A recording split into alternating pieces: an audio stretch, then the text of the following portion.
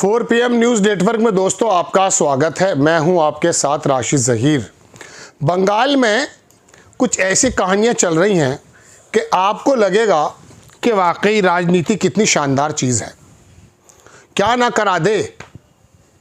वो जो हुमायूं कबीर नाम का आदमी था जिसके बारे में मैंने कल परसों आपको बताया था, ऐसा ख़तरनाक और ऐसा ज़बरदस्त मुसलमान निकला कि पूरी दुनिया के मुसलमान देख रहे हैं कि ये है सच्चा मुस्लिम।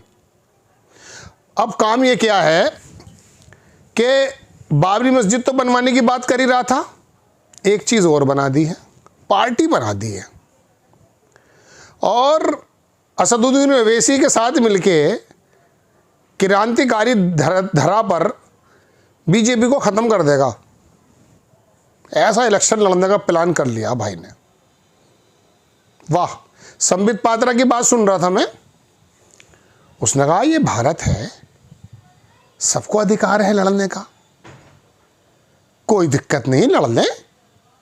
मतलब ऐसा लग रहा था संबित पात्रा को, मैंने दोनों की शक्ल देख के रखे देखी आपस में, मामू फूफी के लग रहे थे दोनों। तो वो अपने आ गया, मतलब बाबरी मस्जिद बनाए ना बनाए लेकिन पार्टी बना ली।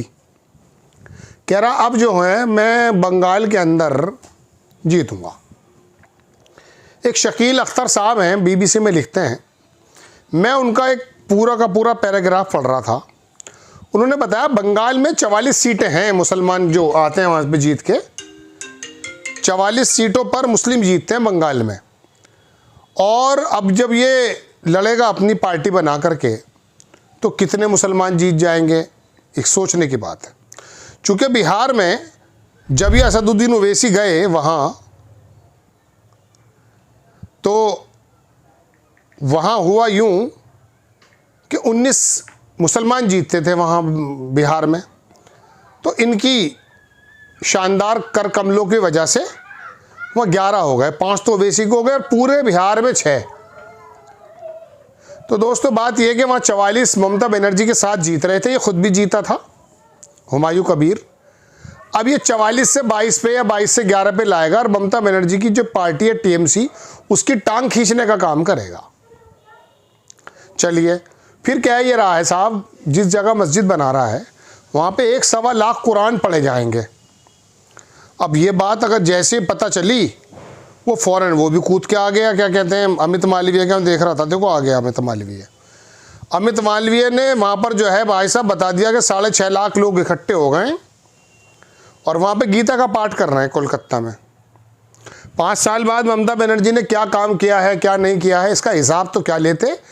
तुमने कितनी गीता पढ़ी और तुमने कितने कुरान पढ़े, हुमायूं कबीर ने काम कर दिखाया है। अमित मालवीय ने खुद इसको ट्वीट कर दिया। मुझे ऐसा लग रहा है हिरेन जोशी का काम मोदी जी से ही देंगे अब। Kolkata witness truly historic spectacled today, colossal Gita recitation voiced by the 6.5 lakhs devotees। 6.5 lakh लोगों ने गीता का पाठ किया। द आइकॉनिक ब्रिगेड ग्राउंड, ये पूरी की पूरी बात लिख रहा है, छोटा सा वीडियो देख लो। Hindu group came together, extraordinary number, answering the powerful call, unity, spiritual strength. सारे हिंदू आ गए, ग्रुप टुगेदर होके आ गए वापस साथ। इट वाज, मैं ज़रा तफरी के मूड में पढ़ता हूँ ये खबर है, क्या करूँ मैं आपसे। अगर यूँ कहूँ कि अमेरिका की जो स्ट्रेटजी आई है पेंटागन की, उसमें भारत का कोई रोल नहीं है और ट्रंप ने सबको छोड़ दिया है बेयारो मददगार, और रूस से हमने कोई अपना मुआहदा नहीं किया, तो ऐसी भारी भारी खबरें आप सुनते नहीं हैं। बनाई है मैंने, देख लो जाके नेशनल पे। तो फिर मैं क्या कर सकता हूँ, 6.5 लाख लोग इकट्ठे हुए हैं, जॉयफुल हैं, तो इससे जॉय के साथ ही तो बताऊंगा। अभी 1.25 लाख कर वो भी कुरान भी पढ़ाएगा वो हुमायूं कबीर, वो भी दिखाऊंगा। तो तुम्हारा मेरा काम यही तो है, मैं गीता पढ़ेंगे, कुरान पढ़ेंगे, दुनिया भी बनाएंगे, ईश्वर की भी बनाएंगे, ट्रम्प को पीछे कर देंगे, रशिया को फेंक देंगे, सब यही काम करना है। तो दोस्तों बात यह है कि अमित मालवीय ने भी बता दिया अपना शक्ति प्रदर्शन और हुमायूं कबीर ने भी बता दिया। अब ममता बनर्जी बैठी पे, हम कौन है, 5 साल हमने हुकूमत चलाई है, हमारा क्या मामला है। कोई मैनिफेस्टो लिखने की ज़रूरत नहीं है Mamata ji. There is no need to make new manifesto for the Bengal peoples. All groups together stand in the particular maidan वो आ गए वहाँ पर। यही तो काम होना है। अब तो खुश हैं आप।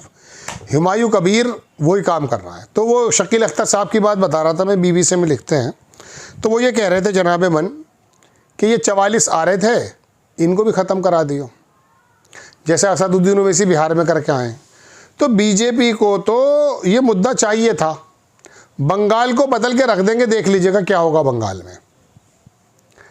ना कोई तरक्की की बात होगी, वो बाबरी मस्जिद ले आएगा, ये गीता ले आए हैं, और वो जो आपस की हारमनी के साथ 44 लोग मुस्लिम जीत रहे थे, वो 22 रह जाएंगे, 15 रह जाएंगे, और ये बीजेपी को जितवा देगा।